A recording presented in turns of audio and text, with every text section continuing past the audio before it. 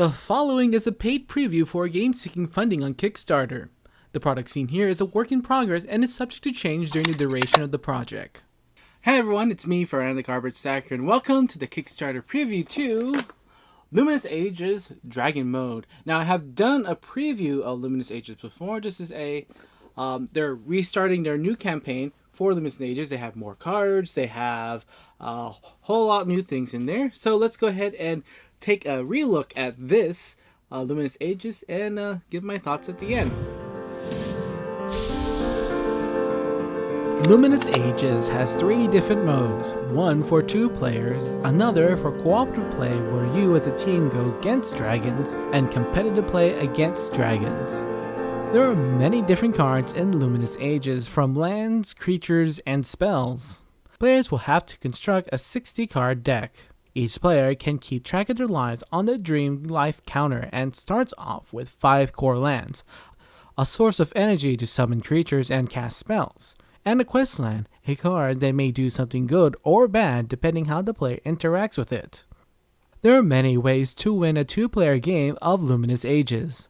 One is to summon your dragon god and keep it out for 2 consecutive turns when you have at least 30 life, or summon it and keep it for 1 turn when your life is at 50.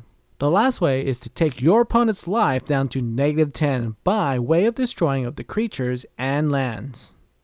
On a typical turn, the active player will first draw a card and then refresh their cards known as untilting. They can place lands to build up their energy to, in the next phases, summon creatures and cast spells. In the questing phase, they can have an aid of a questing creature to help them on a quest from a quest land.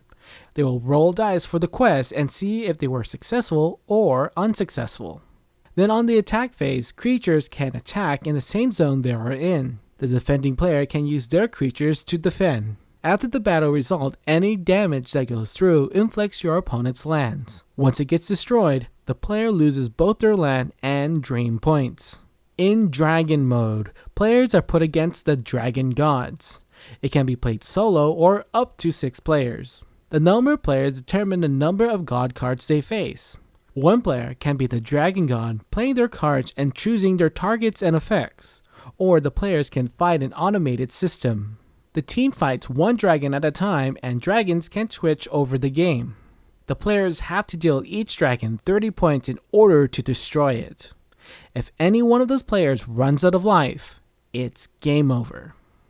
The last mode, Competitive Dragon Mode, is pretty much the same and can be played between 2 to 5 players. They will go up against multiple dragons, but each player tries to go for the victory. That is to deal as much damage to the dragons.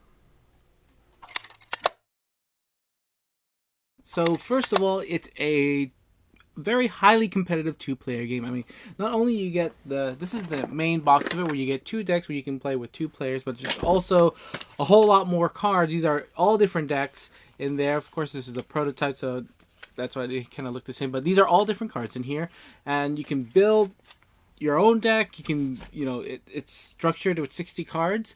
The other thing is that it is a game that you can play with different modes in there. So you got your regular 2-player 1 versus 1, and then you have a cooperative mode where you're trying to go against the dragon, which I think is really cool, and also a competitive mode where you're also feels like the cooperative version, but you're fighting against dragons, see who you can actually deal the most damage to them. And now, of course, this game is going to get compared to another 2-player card game, Magic the Gathering, and other sorts of collectible card games. But, I'll just show you some of the differences here. First of all, you get lands first, and lands is a thing you build up, and or energy is something that you build up over time. This one you get right straight off the bat, and of course you can add more to summon or bring out more creatures later on, which is always cool. Another thing is that you have questings. This is which kind of little bonus you can get, but this is something that you have in the beginning. You can kind of gear your strategy with, committing some creatures to, or yourself to, the questing part of the game. And the big difference is, of course, the Dragon God cards, or the God cards in this game, and the way it's built, because you have different goals in this game as well. Dragon because when you're playing a game, you're not just attacking your opponent, but you also bring up yourself with your dream life or dream energy, and you can go either up or you with your own dream, or you can go to with attacking your opponent, trying to bring them down, and which is, I think, a really cool thing about this game. So you can try to work out to bring yourself up and trying to summon your dragon and hope for the best and keep your dragon out and then win that way. Now, Luminous Ages is also kind of the feeling of a living card game. You're not chasing any cards. There's no booster packs or anything. That you get what you get. There's no different packs, and there's different kinds of decks you can get in the game. But for the most part, you're not going to have a random way of getting cards. So what you get is what you get out of these boxes. And the last remark I like to say is that the artist, the game designer, and even this is from a comic book too, that this whole world is all based off of, is done by the same person, Anthony Cristo. And I think it's really cool when some of these guys do it this way. It's a tremendous lot of work. I love the art. I think the gameplay is interesting, and congratulations for putting out this amazing product. And so this was Luminous Ages. This is, of course, the 2-player card game in there.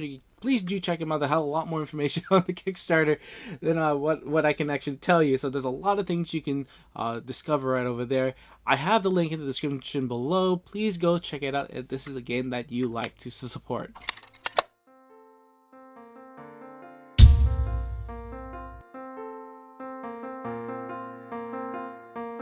Thank you for watching.